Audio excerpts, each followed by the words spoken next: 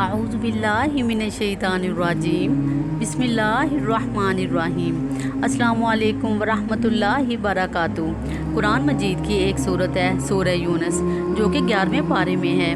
سورہ یونس قرآن مجید کی 10ویں صورت ہے جو مکہ مکرمہ میں نازل ہوئی۔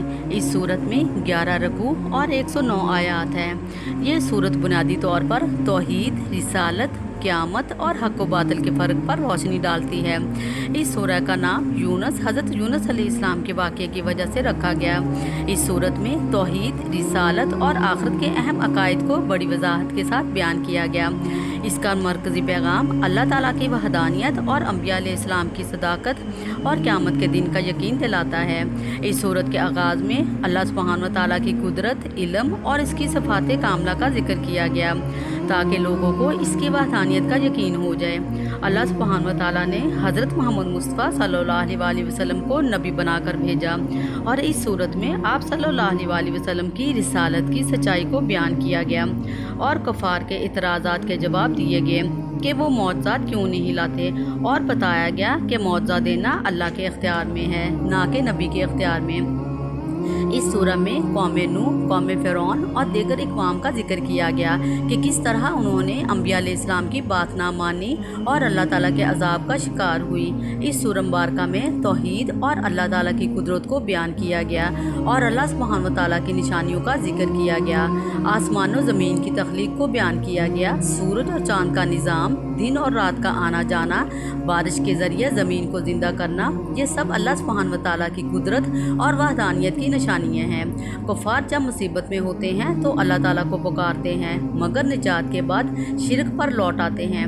اس صورت میں کافروں کو قرآن مجید کے مقابل کچھ لانے کا چیلنج دیا گیا اور یہ بتایا گیا کہ یہ محض حضرت محمد مصطفیٰ صلی اللہ علیہ وسلم کی من گھڑت بات نہیں، بلکہ اللہ تعالیٰ کی طرف سے نازل کردہ برحق کتاب ہے جس میں حکمت ہے، اور یہ حق و باطل کے درمیان فرق کرنے والی کتاب ہے۔ اس صورت میں حضرت نوح علیہ السلام کی قوم کا انکار اور ان کی کشتی کے واقعے کو بیان کیا گیا، اور حضرت موسیٰ علیہ السلام اور فرعون کا واقعہ بیان کیا گیا کہ کس طرح فرعون نے کفر کیا اور موسیٰ علیہ السلام کے معجزات کو جھٹلایا، اور آخر میں جب موت سامنے آئی تو ایمان لانے کی کوشش کی، مگر اس وقت ایمان قبول نہ ہوا۔ حضرت یونس علیہ السلام کی قوم واحد ایسی قوم تھی جس نے وقت پر توبہ کی، اللہ تبارک و تعالیٰ پر ایمان لے آئے اور اللہ تعالیٰ کے عذاب سے بچ گئی۔ یہ واقعہ اس بات کی مثال ہے کہ سچی توبہ انسان کو اللہ تعالیٰ کے عذاب سے بچا سکتی ہے۔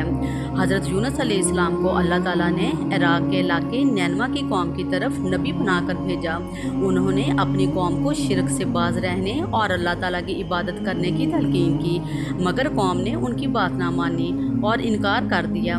جب حضرت یونس علیہ السلام نے دیکھا کہ قوم ایمان نہیں لا رہی تو وہ انہیں ان کے حال پر چھوڑ کر چلے گئے۔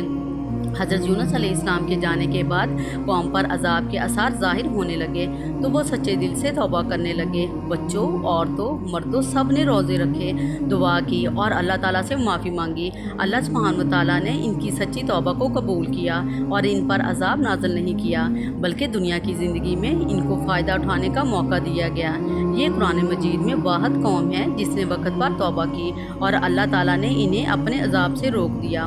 یہ واقعہ ایمان، توبہ اور اللہ تعالیٰ کی رحمت کی ایک بہترین مثال ہے۔ سورہ یونس میں قرآن مجید کو روح کہا گیا ہے جو دلوں کو زندگی عطا کرتا ہے۔ اس صورت میں اللہ تعالیٰ فرماتا ہے، اے لوگو، تمہارے پاس تمہارے رب کی طرف سے ایک نصیحت آ چکی ہے جو بیمار دلوں کے لیے شفا ہے اور ایمان والوں کے لیے ہدایت اور رحمت ہے۔ سچی توبہ عذاب کو روک سکتی ہے، چاہے وہ کتنی ہی بڑی کیوں نہ ہو۔ اللہ تعالیٰ کی رحمت ہر وقت موجود ہے، لیکن توبہ کا وقت ختم ہونے سے پہلے رجوع کرنا ضروری ہے۔